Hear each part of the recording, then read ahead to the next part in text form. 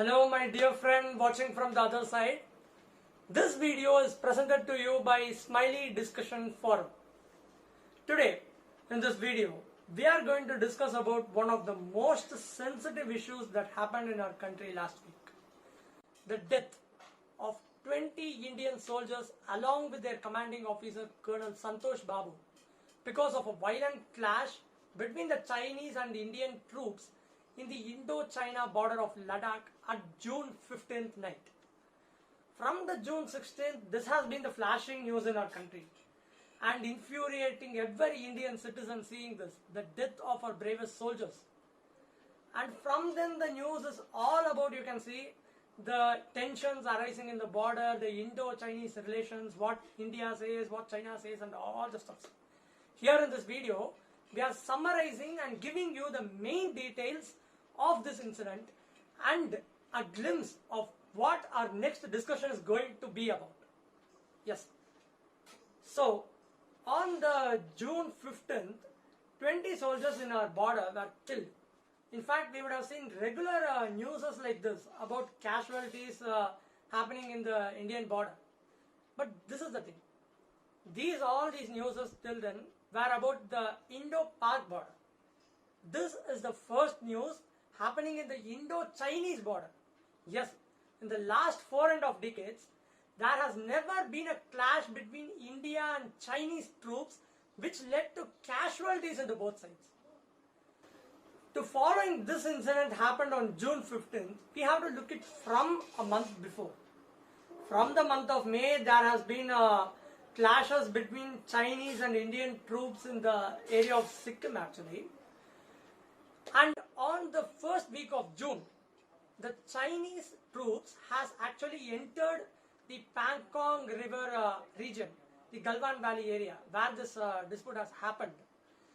This area, by map, actually lies inside the Indian territory, beyond the line of control, in the Ladakh area actually. But suddenly Chinese started making a claim that Galwan Valley belonged to them, to their country. This led to tensions and hand-to-hand combat of these troops in these sites. But this was later on settled because of a talk between the higher officials in army of both these countries on June 6th. And as per the agreement made on June 6th, China agreed to take back their troops from point 14, 15 and this Pangong River area. So on June 15th, the commanding officer Santosh Babu along with this regiment was sent to supervise this work of China withdrawing from that area. But this is what really happened. When our troops went there completely unarmed, thinking that Chinese troops will also abide by the agreement, suddenly Chinese troops started attacking the commanding officer with the construction tools like poles and stones they had in their hands. And this led to a big clash between both of the armies. 50 men from Indian side and the number from Chinese side is not really certain to know. This clash started and Chinese retreated and brought 250 men. Again, this is not a confirmed news. It has been stated by an army official in that region. So, in this violent clash that happened on June 15th night, this resulted in the casualties of 20 Indian soldiers, along with uncertain number of Chinese soldiers, but which is rumored to be 40. That is still not confirmed by the Chinese government. Only Indian government has confirmed casualties from our sides. So these soldiers have been attacked in the melee combat and some were thrown from the hilltop and some were suffocated because of falling into the Galwan River. So now you will have a doubt. Why didn't actually our armies use weapons? We have guns, right? Why didn't we shoot? And why they also didn't shoot?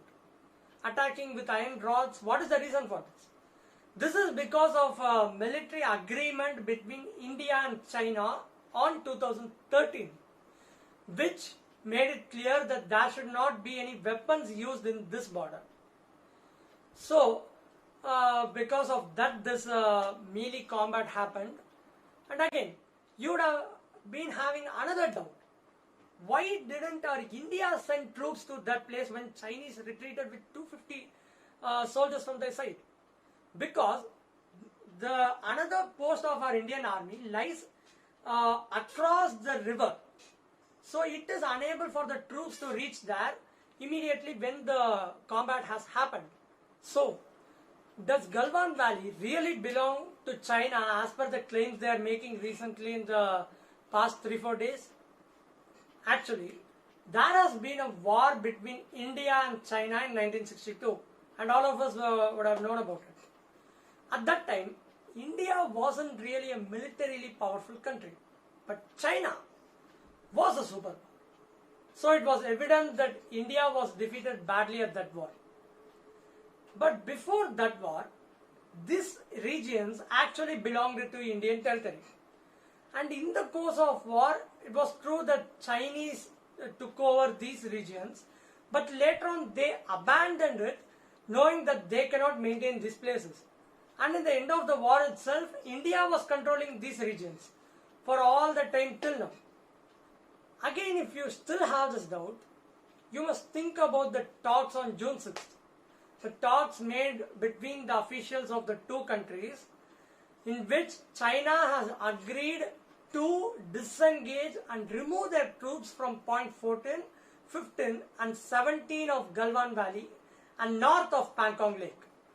If the region really belonged to China, why is there going to be an agreement that they will remove their troops from these places?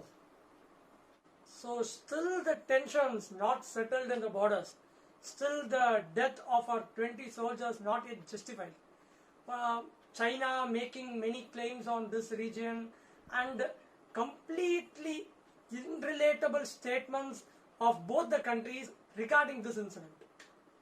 And amid all these border tensions, China annually by their export in our country, their turnover is 5.26 lakh crores, which is 70 billion US dollars to their economy. And again, just in last year, the Chinese smartphone companies have turned over 1.9 lakh crores from India, making disputes in our border. And again, we being, a biggest market for their country. This sounds completely hypocritical.